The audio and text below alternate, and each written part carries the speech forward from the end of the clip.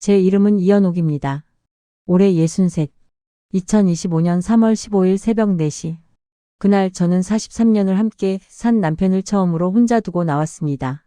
아니, 남편에게서 탈출했습니다. 무슨 일이 있었냐고요? 지금부터 제 사연을 들려드릴게요. 새벽 공기는 유난히 차가웠어요. 숨을 들이쉴 때마다 폐 안쪽이 얼어붙는 기분이었습니다. 가방은 낡았고 들고 나올 수 있던 건 서류 봉투 하나뿐이었죠.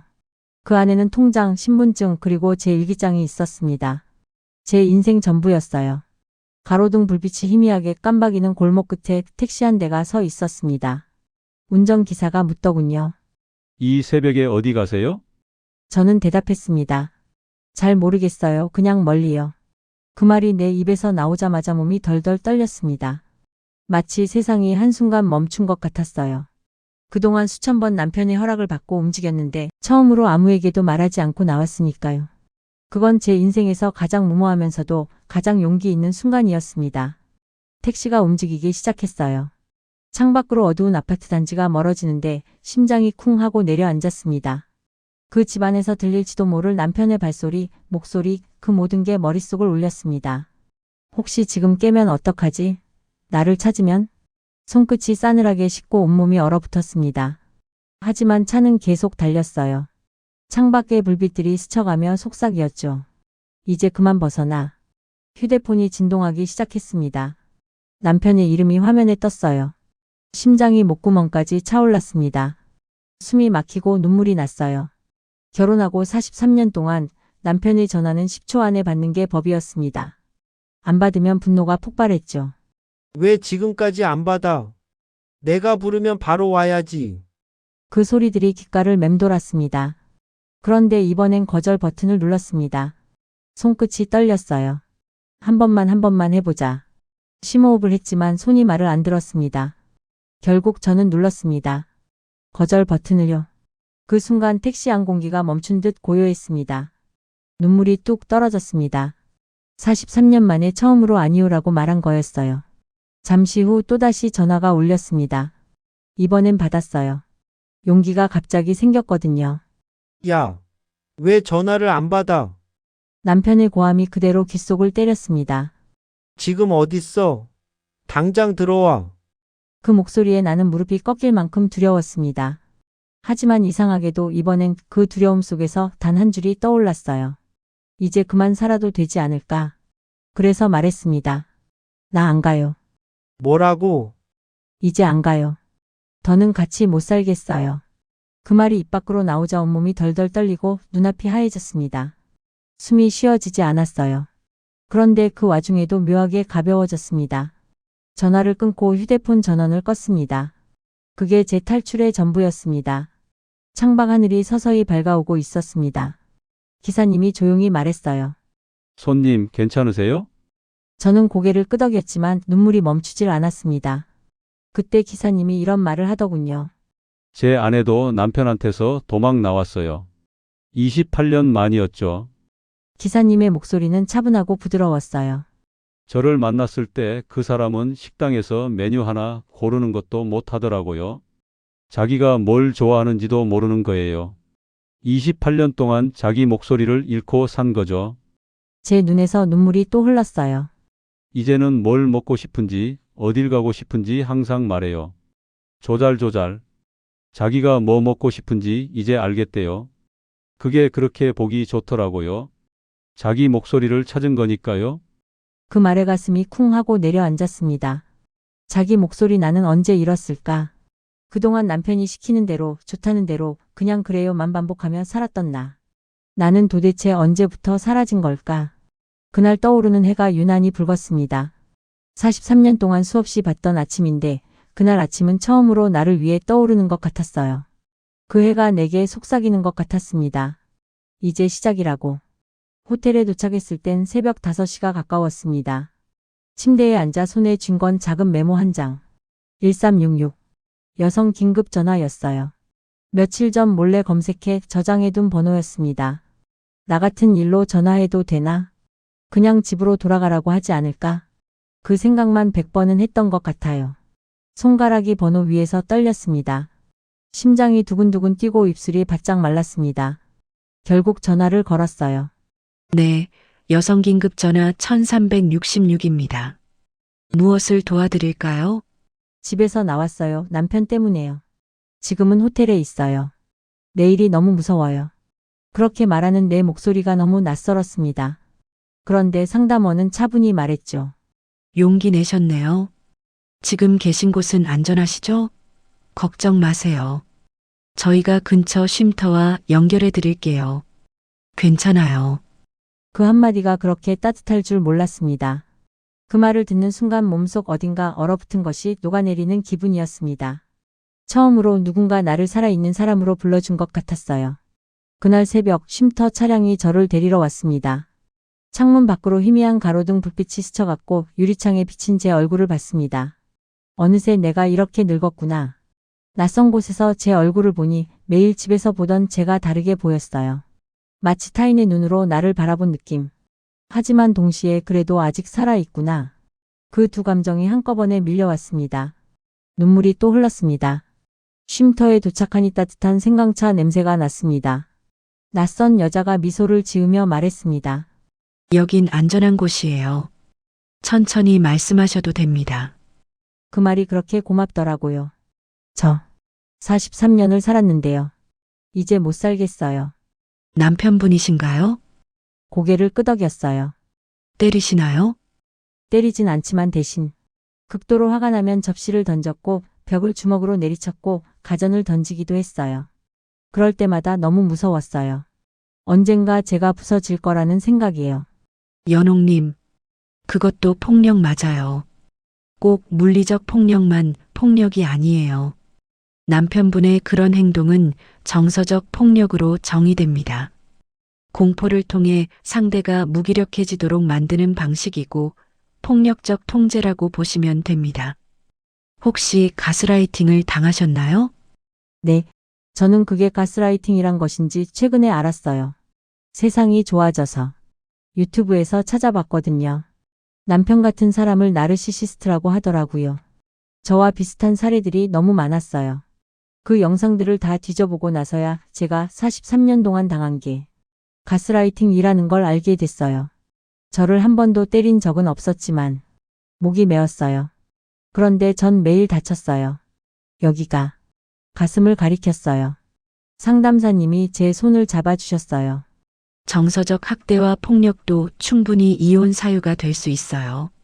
그럼 어떤 결심으로 여기까지 오셨어요? 그냥 이대로 죽기는 억울하다는 생각이 문득 들었어요. 늦었지만 이제라도 저 혼자만의 삶을 살고 싶어서요. 저는 작은 가방을 열어 일기장 5권을 꺼냈습니다. 하루도 빠짐없이 써온 기록이었습니다. 이게 제 43년이에요. 누구한테도 말 못해서 여기다가만 말했어요. 상담사가 천천히 첫 장을 넘겼습니다. 1983년 7월 15일. 결혼 1년 차.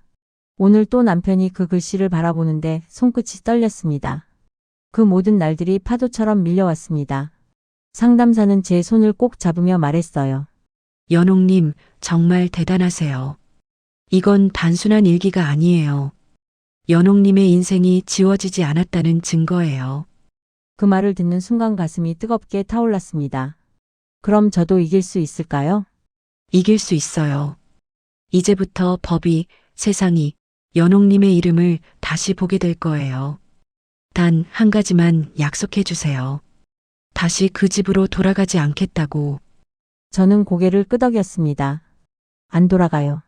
이제 제 인생을 살아보려고요. 그날 새벽 나는 처음으로 내 이름으로 서 있었습니다.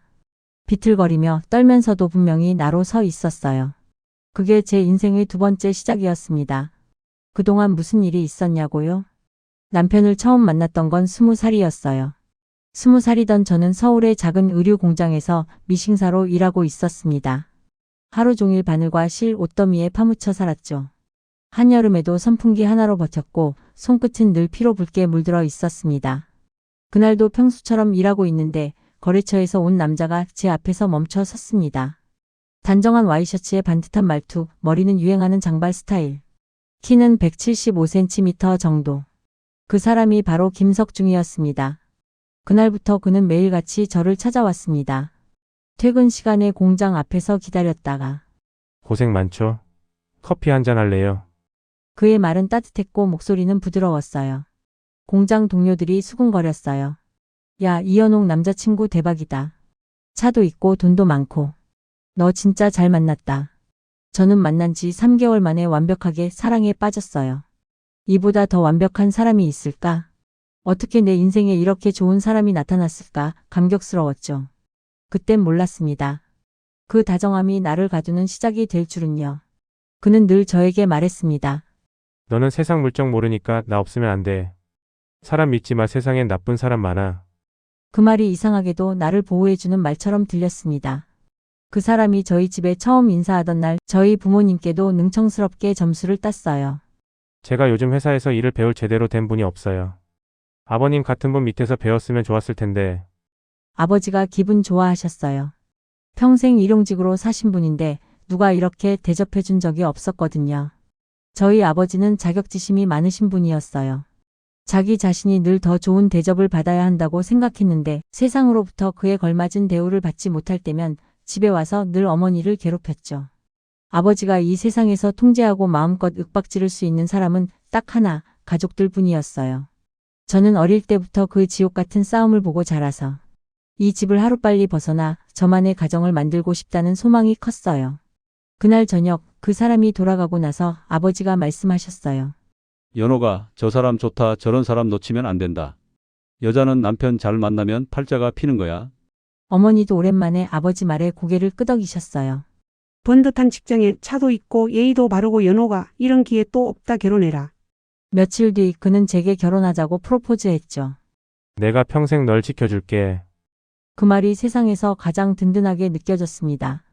결혼을 결심한 건 누군가 처음으로 평생 지켜준다고 말해줬기 때문이었어요. 결혼 후 처음 1년은 평화로웠습니다. 저는 작고 따뜻한 집을 꾸몄고 남편은 사업을 준비하며 분주했죠. 그는 가끔 제 머리를 쓰다듬으며 말했습니다. 우리 여보는 참 순해. 세상에 이런 여자는 당신밖에 없을 거야. 그 말이 그렇게 자랑스러웠어요. 그리고 난 부부 사이의 일을 친구나 가족에게 쪼르르 말하는 사람은 정말 싫어. 연옥이가 그런 사람이 아니라서 다행이야. 친구 중에 돈 잘 버는 여자랑 결혼한 친구가 있는데 그 친구 와이프는 그 시절 석중 씨는 항상 다른 사람을 비난하는 동시에 저를 칭찬했어요. 처음엔 저는 그 칭찬이 좋다고만 생각했어요. 하지만 그 칭찬은 곧 통제의 다른 이름이었습니다. 결혼 3년 차 무렵 남편은 제 친구 이야기를 꺼냈습니다. 요즘 그 경이라는 애 자주 만나? 응, 오랜 친구잖아. 그는 심각한 얼굴로 말했어요. 그 애 별로야. 네가 그 애랑 다니면 수준 낮아 보여. 전에 한번 부부 모임을 한 적이 있었거든요. 그때 경희가 남편의 태도 몇 개를 부드럽게 지적한 적이 있어요. 연옥이도 스스로 생각이 있을 거예요. 본인이 뭘 좋아하는지는 본인이 제일 잘 알잖아요. 연옥이가 대답하게 좀 두시는 게 어때요? 석중 씨 표정이 잠시 굳었는데 전체적으로는 즐겁게 마무리가 됐었죠. 그래서 그때는 단순히 오해라고 생각했습니다. 아니야, 좋은 친구야. 좋은 친구? 넌 사람 보는 눈이 없다. 그리고 결혼했으면 친구보다 남편 말을 들어야지. 그 말에 가슴이 쿡 하고 찔렸습니다. 어느 날은 그랬습니다. 남편이 늦게 들어오던 날이었어요. 저는 오랜만에 친구들과 만나러 나갔습니다. 그냥 커피 한 잔 마시고 돌아왔을 뿐인데 집 문을 여는 순간 공기가 달랐습니다. 남편이 소파에 앉아 있었습니다. 얼굴이 굳어 있었어요. 어디 갔다 왔어? 친구들이랑 잠깐 밥 먹고 왔어. 친구? 무슨 친구? 그냥 경이랑 순자랑. 그는 제 말을 끊고 낮게 말했습니다. 남편한테 말도 안 하고 나가? 그리고 경이 그 친구 만나지 말랬지? 내가 뭘 알아. 다 널 보호하려고 그러는 거야. 넌 순진하고 여려서 뒤에서 여자들이 얼마나 무서운지 몰라. 그 여자도 그날 보니까 내가 자기 남편보다 더 돈 잘 버니까 너 질투하는 것 같았어. 그래서 그래. 그의 말에 저는 아무 말도 못했습니다. 몸이 굳고 머리가 새하얘졌어요. 그는 덧붙였습니다. 너 같은 여자는 나처럼 보호해주는 게 최고야. 남편 말이 맞는 것 같았어요. 그날 이후로 저는 친구들과의 만남을 줄였습니다. 전화가 와도 안 받았어요. 남편 말에 완전히 동의하지는 않았지만 남편이 불편해하니까 그게 맞다고 생각했죠. 그게 사랑이라 믿었습니다. 결혼 7년 차쯤 친정엄마가 오랜만에 연락이 왔습니다. 엄마가 요즘 아버지 돌아가시고 좀 마음이 힘드신 것 같아요. 저는 남편에게 조심스레 말했죠. 오늘 엄마 집에 좀 갔다 올게요. 남편은 신문을 넘기며 말했습니다. 오늘은 안 돼. 나 저녁에 일찍 퇴근할 거야. 밥은 누가 차려? 그냥 냉장고 반찬 데워 먹으면 되잖아요. 그는 신문을 던졌습니다. 넌 결혼했잖아. 그래도 어머니가 혼자 계시니까. 참나, 내 어머니는 혼자 있는 게 중요하고 남편은 혼자 있는 게 안 중요해.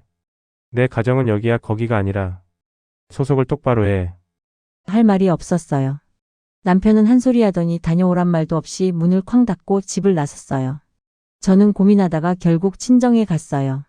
하지만 마음이 편하지 않아 오래 있지 못했어요. 남편이 언제 전화할지 몰랐거든요. 집에 돌아오니 남편이 거실 소파에 앉아 팔짱을 끼고 있었어요. 시계를 노려보다가 저를 봤어요. 몇 시야 지금? 6시요. 나 혼자 저녁 차려 먹으라고? 평소 같았으면 바로 사과했을 거예요. 하지만 그날은 달랐어요. 어머니의 야윈 얼굴이 자꾸 떠올랐거든요. 혼자 계신 어머니를 보고 오는 게 뭐가 잘못됐다고. 미안하지만 어머니 혼자 계시잖아요. 제 목소리가 떨렸지만 계속했어요. 아버지 돌아가신 지 2달밖에 안 됐어요. 그리고 저도 미리 말씀드렸잖아요. 석중이의 얼굴이 굳었어요. 뭐? 지금 나한테 말대꾸하는 거야? 말대꾸가 아니라 그래, 넌 엄마만 중요하지. 남편은 아무것도 아니고. 그게 아니라 어머니가 보고 싶다고 하셔서. 알아. 근데 내가 허락 안 했잖아. 석중이가 벌떡 일어났어요. 순간 제 심장이 쿵 내려앉았어요. 하지만 이번엔 달랐어요. 결혼 전엔 이러지 않았거든요. 2년 동안 점점 심해지는 게 느껴졌어요. 당신도 엄마 있어서 알잖아요. 제 목소리도 커졌어요. 당신 어머니가 보고 싶다고 하시면 어떻게 했어요? 당장 달려가셨잖아요. 근데 나는요? 나는 왜 안 돼요? 지금 뭐라는 거야? 결혼하고 2년이에요. 2년 동안 눈치 보면서 살았어요. 가슴 속에서 뭔가 터져 나왔어요. 시어머니 모시고 집안일하고. 당신 뒷바라지 하느라 제가 결혼 생활하는 동안 뭐 놀기라도 했어요. 친정 한번 가는 게 그렇게 죄예요. 야, 너 지금. 남편 석중 씨의 눈이 휘둥그레지며 말을 잇지 못했어요. 처음 보는 저의 흥분하는 모습에 놀랐던 거죠. 아버지 돌아가신 거 몰라요? 우리 엄마 혼자 계신다고요. 제 목소리가 떨렸어요. 하지만 멈출 수 없었어요. 당신은요? 당신 아버지 돌아가셨을 때 얼마나 울었어요? 몇 달을 우울해하셨어요? 그때 제가 뭐라고 했어요? 어머님 댁에 가지 말라고 했어요? 석중이의 얼굴이 붉어졌어요. 그거랑 이거랑 달라.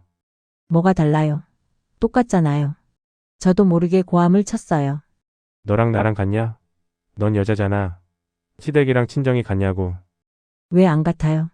당신 가족은 가족이고 내 가족은 가족이 아니에요. 당신 어머니는 중요하고 우리 엄마는 안 중요해요. 당신 지금 입조심 안 해? 입조심? 제가 뭘 잘못 말했어요? 결혼 전에는 다정했던 석중이가 떠올랐어요. 당신 참 변했네요. 결혼 전에는 안 그랬는데. 참나. 결혼하고 안 달라지는 남자 있으면 나와보라 그래. 왜요? 왜 결혼하면 달라져요? 쓸데없는 소리 할래 자꾸. 그리고 문제는 당신 태도야. 나한테 대드는 그 태도. 몰랐는데 당신 이런 여자였어? 제 입장을 말하는 게 당신한텐 대드는 거예요. 제가 한 말이었지만 믿기지 않았어요. 2년 동안 숨 죽이고 살았어요. 당신이 그동안 저를 억압한다고 느껴도 다 이해했어요.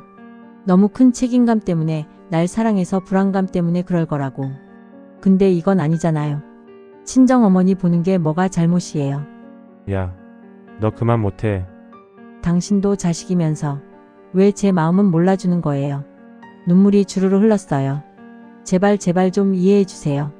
우리 엄마 혼자 계신다고요. 그래 좋아. 남편 석중 씨가 비웃으며 반어법으로 비아냥댔어요. 그래 당신 평생 친정이나 다니면서 살아. 남편 버려두고. 참 현모양처다 그치? 왜 그렇게밖에 생각을 못해요. 왜 둘 다는 안 되는 거야.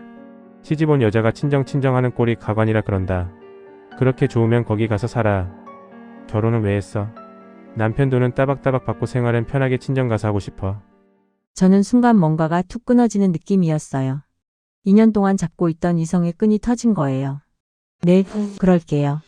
제 목소리가 갈라졌어요. 나도 더 이상 당신이랑 못 살겠어요. 남편 석중 씨가 멈칫했어요. 뭐? 저 어머니한테 가서 살게요. 거기 가서.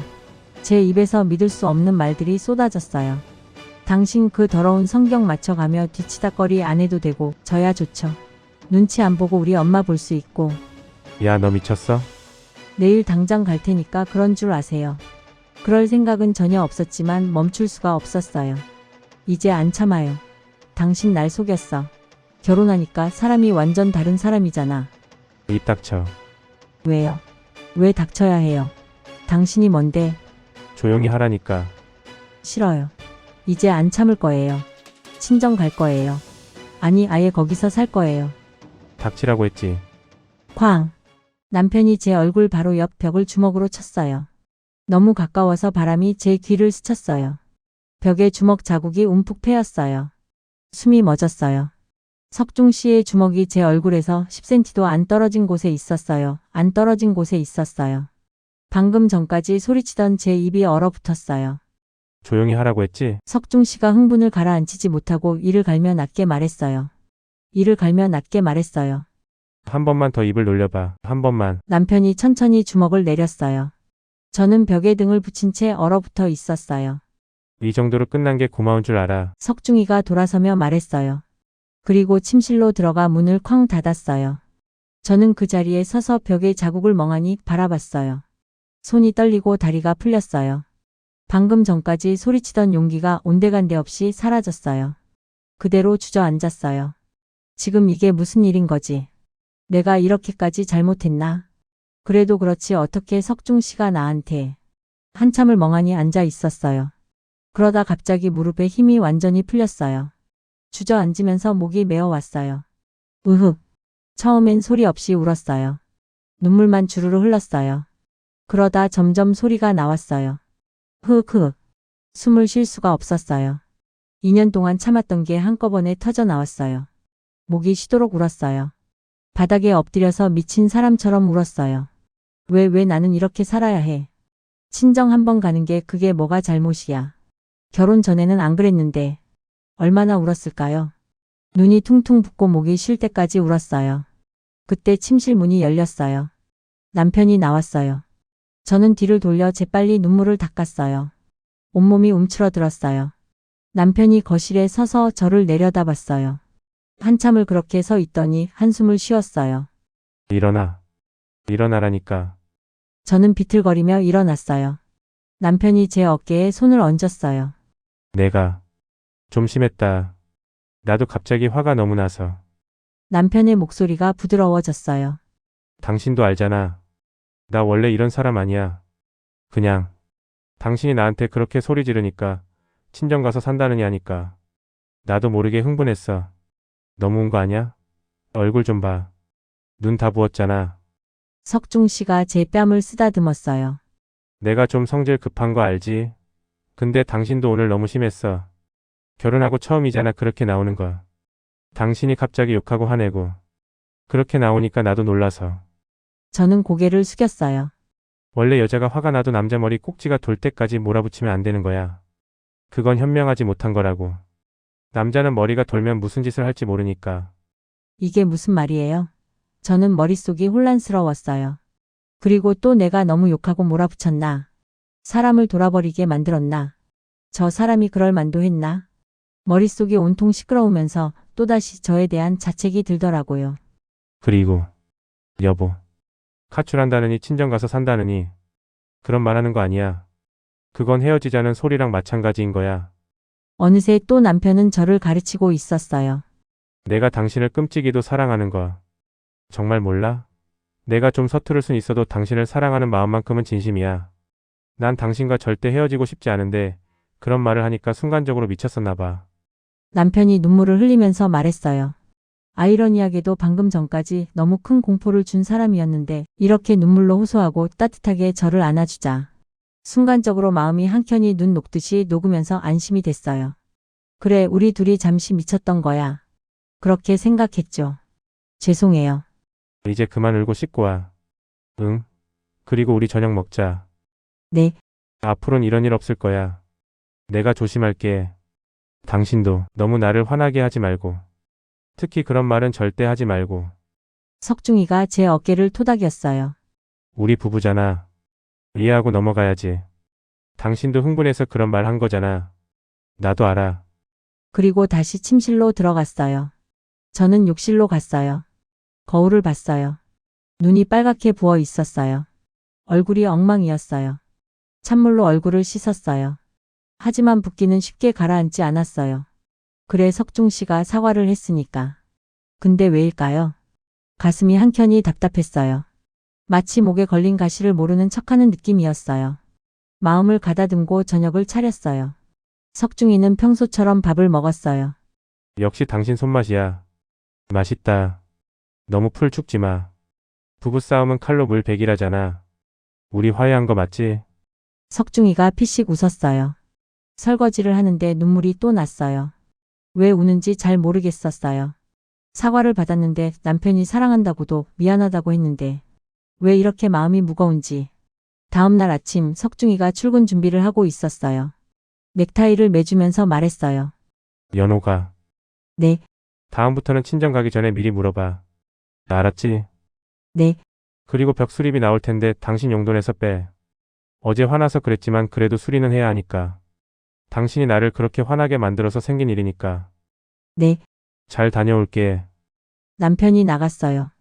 저는 거실 벽을 봤어요. 움푹 패인 자국이 그대로 있었어요. 손으로 만져봤어요. 사과를 했는데 왜 이게 다 내 잘못이 되는 거지?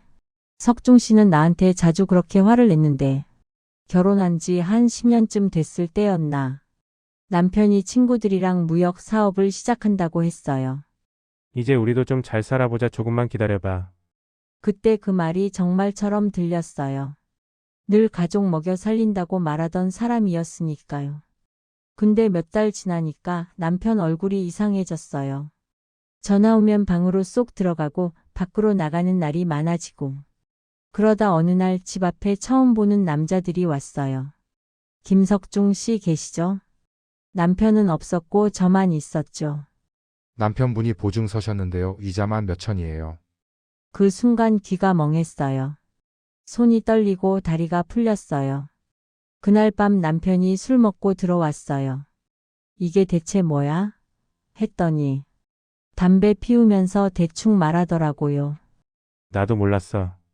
친구가 도와달라길래 그냥 이름 빌려준 거야. 그리고는 늘 하던 말. 여자가 뭘 알아. 남자 일에 끼어들지 마. 그 말 한마디에 입이 막혔어요. 그동안 몇 번이나 들었던 말이었거든요. 남자 일에 여자가 왜 나서. 그 말이 내 인생을 한 칸씩 지워나갔어요.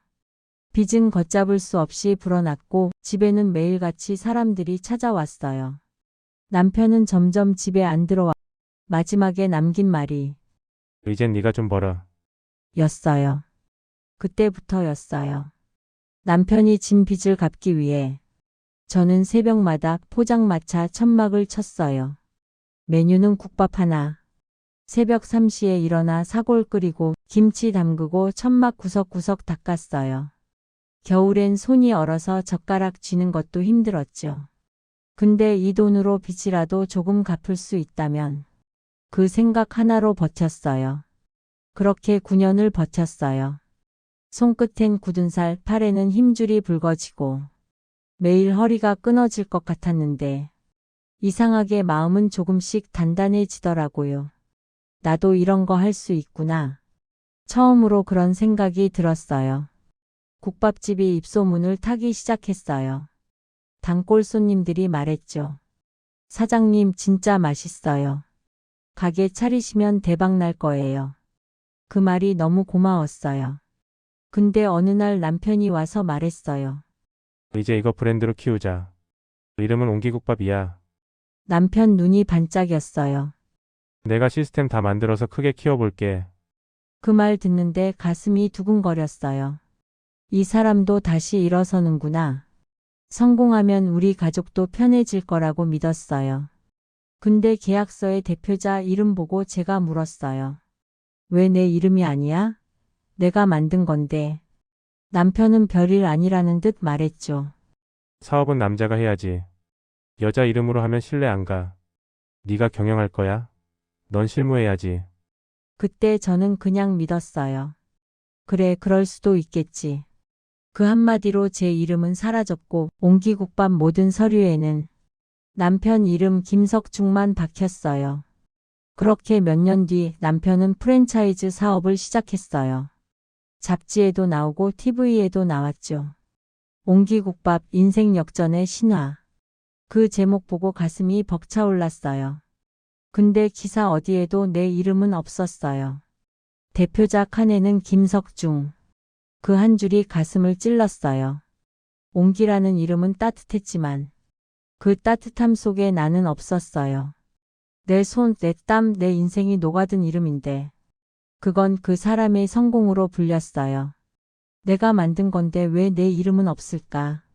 그 생각이 맴돌았어요. 남편은 말했어요. 어차피 부부인데 그게 뭐가 중요해. 그 말이 너무 자연스러워서 저는 또 고개를 끄덕였어요. 그게 사랑인 줄 알았어요. 근데 그건 내 인생을 지우는 허락이었어요. 남편은 점점 바빠졌어요. 새 차 사고 좋은 양복 입고 사람들이 대표님이라 불렀죠. 저는 여전히 새벽마다 국밥솥 앞에 섰어요. 손목 아프고 허리 굽어도 멈출 수 없었어요. 그게 우리가 이룬 성공의 가장 기본이 되는 일이었으니까요. 저는 이 노력과 정성이 기본기가 돼서 지금의 옹기국밥이 되었다고 믿었거든요. 그날 밤 창문 열고 찬바람을 맞았어요. 가슴이 조여서 숨이 안 쉬어졌어요. 눈물이 멈추질 않았죠. 내가 왜 이렇게 살아야 하지? 일하는 거 자체가 힘든 게 아니었어요. 내가 9년 동안 만든 모든 게 내 것이 아니고 나는 뒤에 감춰진 기분. 그게 제 목을 조여왔던 거예요. 옹기국밥이 잘 되기 시작하면서 남편은 집에 거의 안 들어왔어요. 지금 사업 확장하느라 바빠. 투자자들 만나야 해. 그런 말만 남기고 밖으로 나갔죠. 처음엔 그러려니 했어요. 바쁜 거겠지, 성공하려면 그럴 수도 있지. 근데 뭔가 이상했어요. 전화는 안 받고 주말에도 안 들어오고 옷에서 낯선 향수 냄새가 났어요. 어느 날 밤 남편 핸드폰이 식탁 위에 있었어요. 진동이 울렸는데 화면에 수연이라고 떴어요. 사장님, 오늘은 언제 오세요? 저 기다리고 있어요. 그 문자 보는 순간 온몸이 얼어붙었어요. 손이 떨렸어요.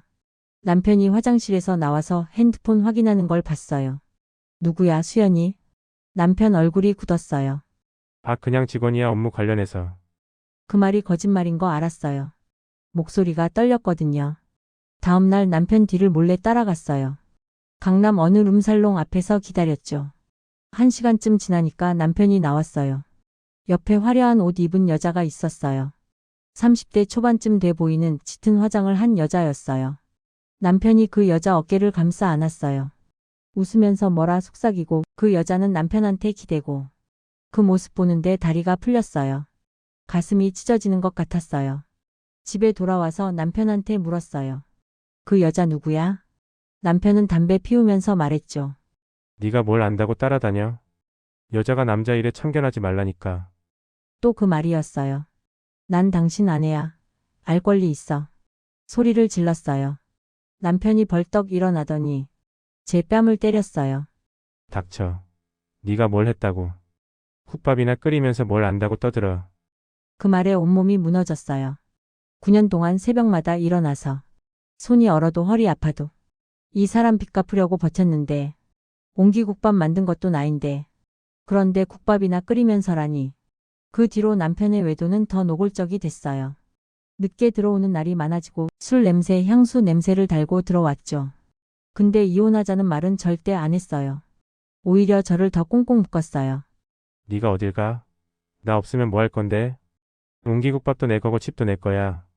네 이름으로 된 건 아무것도 없어. 네가 날 떠나서 살 수 있을 것 같아? 그 말이 맞았어요. 제 이름으로 된 건 정말 아무것도 없었어요. 통장도 집도 가게도. 심지어 제가 만든 옹기국밥도 남편 이름이었어요. 니는 나 없으면 아무것도 아니야. 그러니까 가만히 있어. 알았어? 남편은 그렇게 말하며 제 목을 조였어요. 심리적으로. 어느 날은 이렇게 말했어요. 여자 좀 있는 게 뭐 어때서? 성공한 남자는 한 번씩 다 그래. 당신이 생각하는 것처럼 그렇게 심각한 거 아니야. 당신도 남자 나오는데 가서 돈 좀 쓰고 오던지. 비웃는 얼굴이었어요. 그 말에 뭐라 대꾸해야 할지 몰랐어요. 왜 그랬는지 지금도 모르겠어요. 그냥 고개를 끄덕였어요. 그래, 남자들은 다 그런가 보다. 내가 예민한 건가? 스스로를 그렇게 설득했어요. 그 무렵 저는 옹기국밥 체인점들을 돌아다니고 있었어요. 강남점, 강북점, 분당점. 매일 다른 지점을 돌면서 직접 국밥 끓이는 걸 시범 보이고 신입 직원들 교육하고 재료 관리하고 새벽 4시에 일어나서 저녁 8시에 집에 돌아오면 다리가 부어서 신발이 안 벗겨졌어요. 어느 날 분당점에서 국밥을 끓이고 있었어요. 새벽 4시쯤이었나? 신입 직원한테 불 조절하는 법 가르치고 있었는데 그때 갑자기 남편 얼굴이 떠올랐어요. 그 술집 여자랑 웃는 모습이. 니는 나 없으면 아무것도 아니야. 네가 날 떠나서 살 수 있을 것 같아. 그 말이 귓가에 맴돌았어요. 정신이 흐려졌어요. 국솥을 들어 올리려다가 손이 미끄러졌어요. 얼굴로 뜨거운 국물이 쏟아졌어요. 으악! 비명이 터져 나왔어요. 얼굴이 타는 것 같았어요. 뜨거운 고통이 온몸을 휘감았어요. 정신 차렸을 때 병원이었어요. 얼굴 반쪽이 붕대로 감겨 있었어요. 간호사가 말했죠. 이도 화상이에요. 흉터 많이 남을 거예요. 거울을 봤어요. 붕대 사이로 보이는 얼굴. 빨갛게 부어오르고 물집이 잡히고 남편한테 문자를 남겼어요. 나 화상 입었어. 병원에 있어. 답장은 없었어요. 다음 날 남편이 병원에 왔어요. 화난 얼굴로 들어왔죠. 어떻게 된 거야? 일을 그따위로 해. 그건 걱정이 아니었어요. 짜증이었어요. 아이고야 얼굴 흉터 남으면 어떡하냐? 그리고는 이렇게 말했어요. 이제 이 얼굴로 옹기국밥 지점 관리는 어떻게 하냐? 이제 이 얼굴로 옹기국밥 지점 관리는 어떻게 하냐? 그 순간이었어요. 모든 게 멈췄어요. 귀가 멍해지고 심장이 쿵쾅거렸어요. 손끝이 차가워졌어요. 이 얼굴로 옹기국밥 지점 관리는 어떻게 해? 얼굴 반쪽이 타서 물집이 잡히고 고통에 비명 지르고 죽을 것 같았는데 이 사람이 걱정한 건 내 얼굴이 아니라 옹기국밥 지점 관리였어요. 43년을 살면서 이 사람이 나한테 한 말들이 주르륵 지나갔어요. 여자가 뭘 알아? 나 없으면 아무것도 아니야. 국밥이나 끓여. 네가 날 떠나서 살 수 있을 것 같아. 옹기국밥 지점 관리는 누가 해? 나는 이 사람한테 사람이 아니었어요. 그냥 국밥 끓이는 도구였어요. 빚 갚는 기계였어요. 지점 돌아다니는 인력이었어요. 매일 새벽 4시에 일어나서 강남, 강북, 분당, 일산 지점 돌고 국밥 끓이는 법 가르치고 육수 맛보고 김치 담그고 청소 상태 점검하고 손목은 삐끗하고 허리는 끊어질 듯 아프고 다리는 부어서 계단도 못 올라가는데 내가 아프든 말든 죽든 살든 중요한 건 지점 관리였어요. 눈물이 안 나고 화도 안 났어요. 그냥 텅 비는 것 같았어요. 아, 이 사람은 나를 사랑한 적이 없구나. 단 한 번도. 미안해. 내가 조심했어야 했는데. 그런 생각을 하는 와중에도 입에서 나온 말이었어요. 습관처럼. 남편은 한숨 쉬며 말했죠. 에휴 쓸데없이 사고만 치고. 빨리 나와서 일이나 해. 그리고 나가버렸어요. 병실에 혼자 남았어요. 창밖으로 빗방울이 떨어졌어요. 그때 깨달았어요. 명확하게. 이대로 살면 죽을 때까지 이렇겠구나. 지점 돌아다니다 쓰러져 죽겠구나. 그것도 이 사람 눈에는 일 제대로 못한 애로 보이겠지. 가슴 속에서 뭔가 타오르기 시작했어요. 분노가 아니었어요. 슬픔도 아니었어요. 그냥 명확한 확신이었어요. 떠나야 한다. 이번 기간 내내 남편은 한 번도 안 왔어요. 일주일 뒤 퇴원했어요. 집에 돌아왔는데 남편이 소파에 앉아 있었어요. 담배 피우면서. 얼굴 좀 보자. 붕대를 풀고 거울을 봤어요. 얼굴 왼쪽이 빨갛게 일그러져 있었어요. 흉터가 선명했어요. 남편이 혀를 찼어요. 쯧 이제 공식 석상에서 내조는 못하겠네. 그래도 뭐 국밥은 끓일 수 있잖아. 내일부터 다시 나가. 그 말을 듣는데 이상하게 차분했어요. 아무 감정도 안 들었어요. 아, 이 사람은 정말 끝까지 이럴 거구나. 내가 죽어도 지점 관리는 누가 해? 라고 할 거구나. 그날 밤 남편은 또 나갔어요. 그 여자한테 가는 거 알았어요. 거울 앞에 섰어요. 일그러진 얼굴을 봤어요. 근데 이상했어요. 예전 같으면 울었을 텐데 눈물이 안 났어요. 오히려 이런 생각이 들었어요. 이제 얼굴도 망가졌으니까 떠나도 상관없겠네. 옷장을 열었어요. 낡은 옷들이 걸려 있었어요. 43년 동안 모아온 것들. 서랍을 열었어요. 통장을 찾았어요. 몇십만 원 있었어요. 몰래 모아둔 돈. 그날 밤 일기장에 썼어요. 살아있다는 게 오히려 형벌 같았다.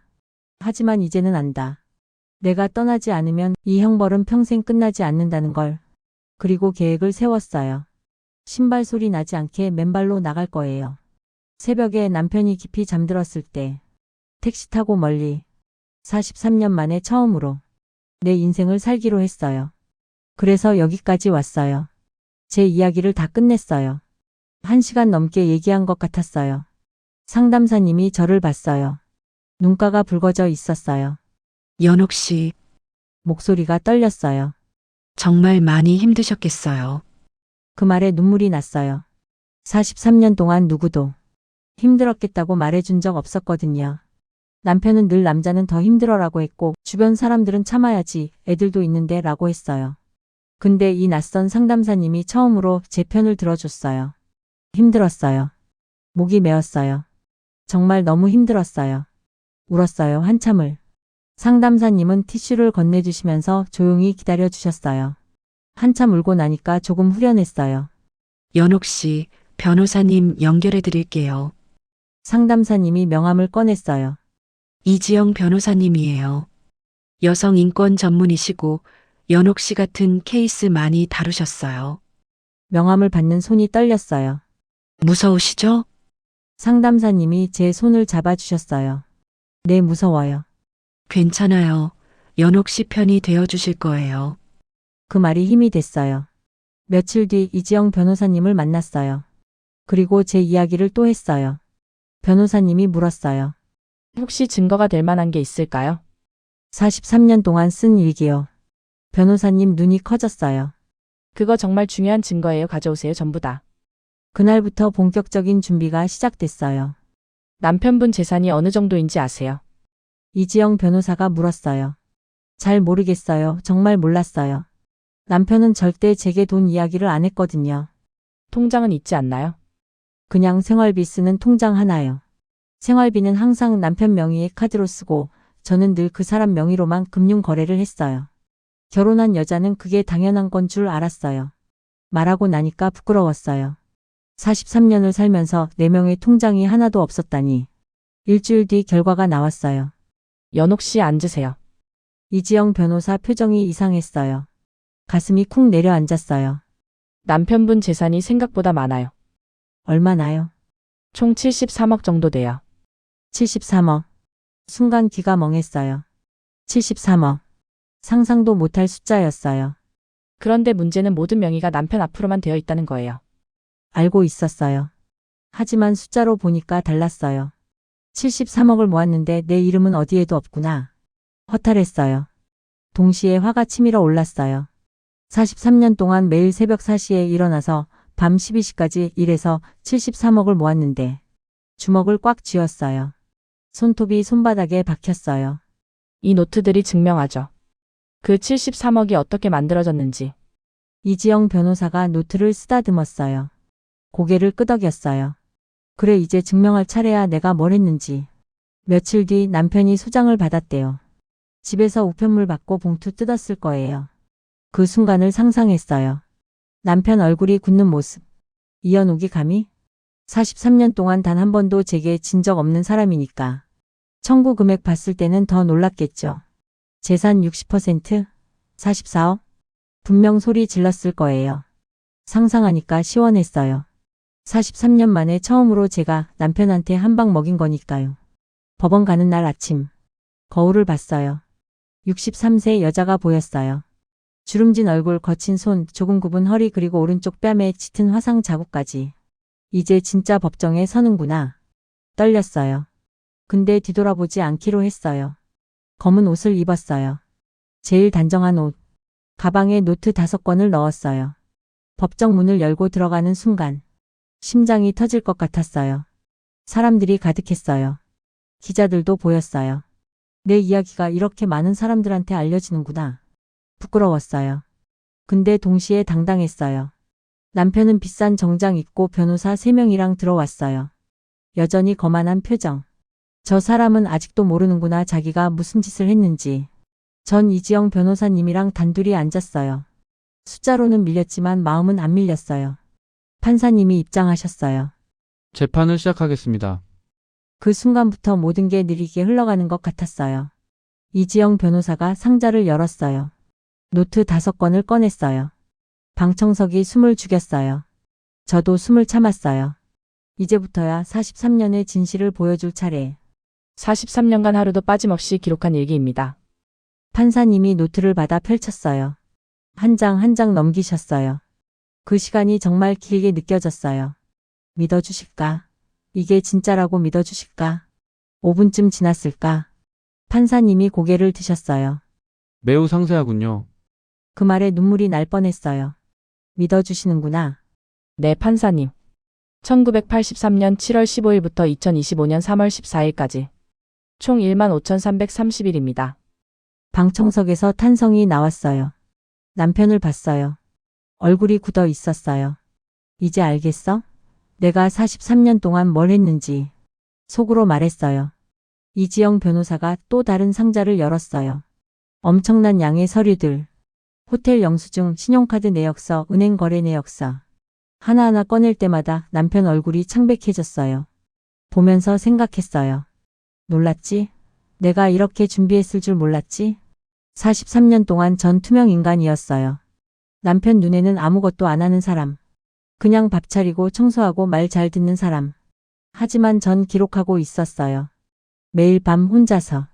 그리고 모든 물증이 노트 기록과 정확히 일치합니다. 판사님이 놀란 표정을 지으셨어요. 그 표정 보는 순간 우리가 이기고 있다는 확신이 처음으로 들었어요. 며칠 뒤 막내 태수가 증인석에 선다고 했을 때 말렸어요. 태수야, 넌 안 해도 돼. 아버지랑 사이 나빠지잖아.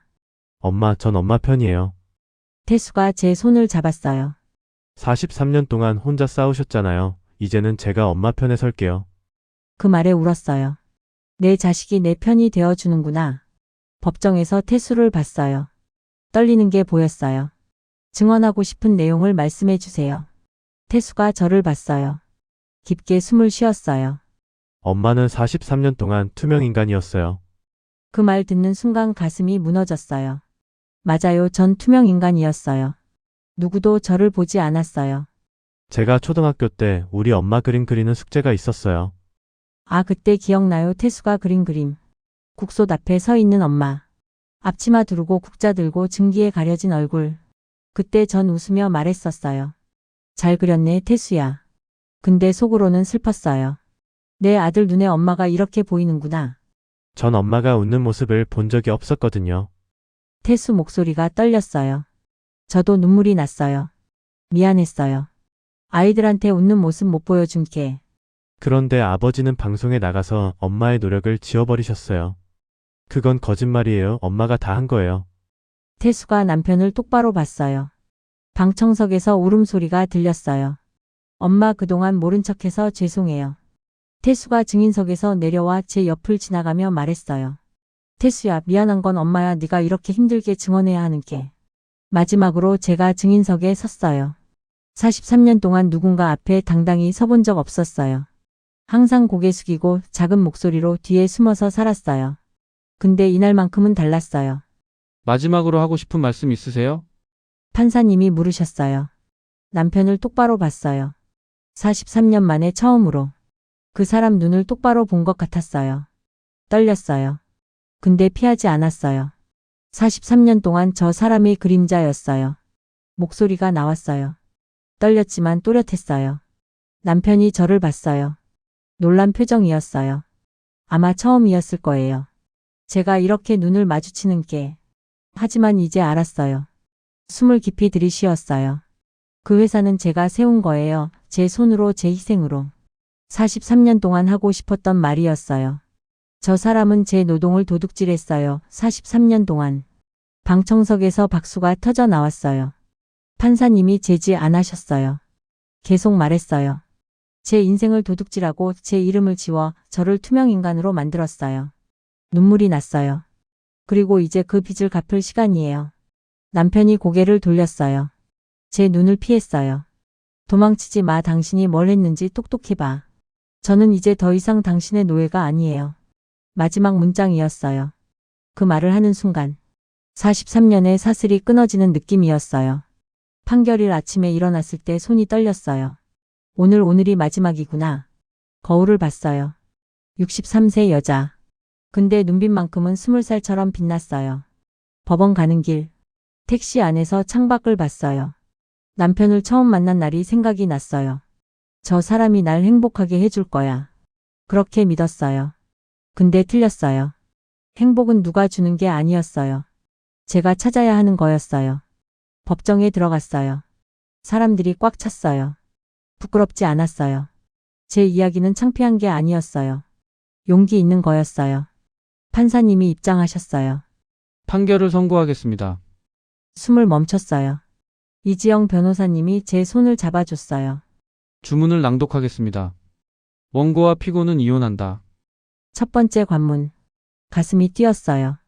피고는 원고에게 재산의 60%인 44억 원을 분할한다. 그 순간 세상이 멈춘 것 같았어요. 60%, 44억. 숫자가 중요한 게 아니었어요. 내가 한 일을 인정받았어. 눈물이 났어요. 방청석에서 환호가 터졌어요. 남편이 벌떡 일어났어요. 안 됩니다. 근데 판사님은 계속하셨어요. 피고는 원고에게 위자료 2억 원을 지급한다. 피고는 원고에게 회사 지분 15%를 이전한다. 계속 눈물이 났어요. 43년간 원고의 실질적 기여도를 인정하며 그 말이 가장 중요했어요. 제가 한 일을 인정해 준다는 거. 전 투명 인간이 아니었다는 거. 이상 선고를 마칩니다. 법정 문을 열고 나서는 순간 햇살이 눈부셨어요. 기자들이 몰려왔어요. 이연옥 씨, 소감 한 말씀. 처음으로 카메라를 똑바로 봤어요. 43년 동안 카메라를 피해 살았어요. 남편 옆에서 뒤에서 그림자처럼. 근데 오늘은 달랐어요. 43년 만에 제 이름을 찾았어요. 제 목소리였어요. 작지 않은 떨리지 않는 제 목소리. 이제부터 진짜 제 인생을 살아보려고요. 63세가 늦은 나이일까요? 전 그렇게 생각하지 않아요. 이제부터가 진짜 제 인생이니까요. 재판이 끝나고 저는 제주도로 내려왔어요. 서울에 있으면 자꾸 과거가 떠올라서요. 제주도 조천읍에 작은 집을 샀어요. 바다가 보이는 집. 그리고 1층에 작은 찻집을 열었어요. 이름은 옹기. 제 남편이 가져가 버린 그 이름 옹기를 온전히 제 것으로 찾으려고요. 더 이상 남편의 옹기가 아닌 제 마음의 옹기였어요. 메뉴는 단순했어요. 차 몇 가지랑 빵 몇 종류. 손님도 많지 않았어요. 하루에 서너 명? 근데 그게 좋았어요. 돈 벌려고 하는 건 아니었으니까요. 창가에 앉아 바다를 보면서 차를 마시는 시간. 그게 행복이었어요. 혼자이고 자유로운 게. 저녁이 됐어요. 문을 닫고 2층 집으로 올라갔어요. 저녁은 간단하게 먹었어요. 김치찌개 한 그릇. 그동안은 가족 밥상을 차렸었죠. 남편 것, 아이들 것. 늘 4-5명분. 근데 이제는 제 것만 차리면 됐어요. 처음엔 이상했어요. 이렇게 적게 만들어도 되나? 근데 익숙해지니까 이게 편했어요. 혼자 먹는 밥상이 외롭지 않았어요. 오히려 평화로웠어요. 어느 날 저녁. 손님이 없는 조용한 시간. 문을 닫고 바닷가로 나갔어요. 맨발로. 모래가 발바닥에 닿았어요. 차가웠어요. 파도를 봤어요. 밀려왔다 밀려가고. 밀려왔다 밀려가고. 나도 저 파도 같았구나. 43년 동안 밀려왔다 밀려가기만 했어요. 내 의지는 없이. 남편이 원하는 대로. 세상이 원하는 대로. 근데 이제는 달랐어요. 아침에 일어났어요. 알람 소리에 깬 게 아니었어요. 저절로 눈이 떠졌어요. 시계를 봤어요. 아침 7시. 아, 이제 새벽 4시에 안 일어나도 되는구나. 웃음이 났어요. 43년 동안 새벽 4시면 무조건 일어났었거든요. 근데 이제는 안 그래도 됐어요. 침대에 누워 천장을 봤어요. 오늘은 뭘 할까? 정해진 일정이 없었어요. 누가 시키는 일도 없었어요. 그냥 제가 하고 싶은 걸 하면 됐어요. 그게 신기했어요. 63년 인생에서 처음으로 제 시간을 산 것 같았어요. 찻집을 연 지 6개월쯤 됐을 때 단골 손님이 생겼어요. 70대 할머니 한 분. 매주 목요일 오후 3시에 오셨어요. 늘 같은 차를 주문하셨어요. 국화차. 그분과 이야기를 나누다가 알게 됐어요. 그분도 저처럼 늦은 나이에 이혼하셨대요. 힘들었어요. 그분이 말씀하셨어요. 근데 이제는 괜찮아요. 자유니까요. 자유. 그 말을 들으니까 울컥했어요. 저도요. 제가 말했어요. 자유가 이렇게 좋은 줄 몰랐어요. 두 사람이 웃었어요. 63세와 70대. 늦은 나이에 처음 맛본 자유. 우리의 큰 공통점이었죠. 요즘은 이보다 더 좋을 수 있을까 싶어요. 어느 날 밤 오래된 노트를 꺼냈어요. 43년 동안 쓴 일기장 5권. 재판 때 증거로 냈던 것들. 다시 돌려받았었어요. 첫 장을 펼쳤어요. 1983년 7월 15일 결혼했다.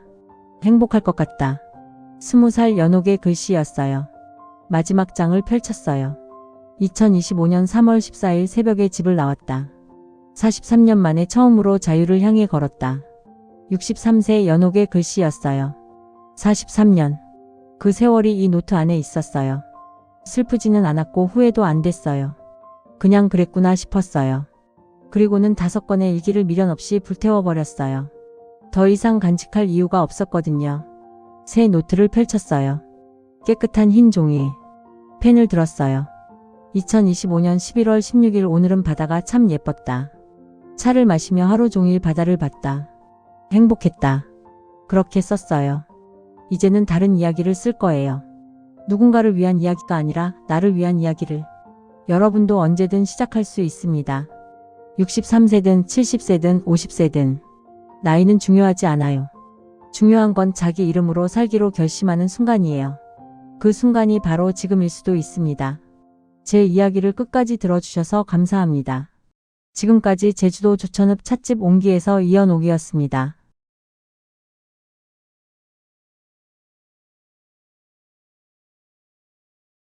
여러분, 지금까지 연옥님의 사연 어떻게 들으셨나요?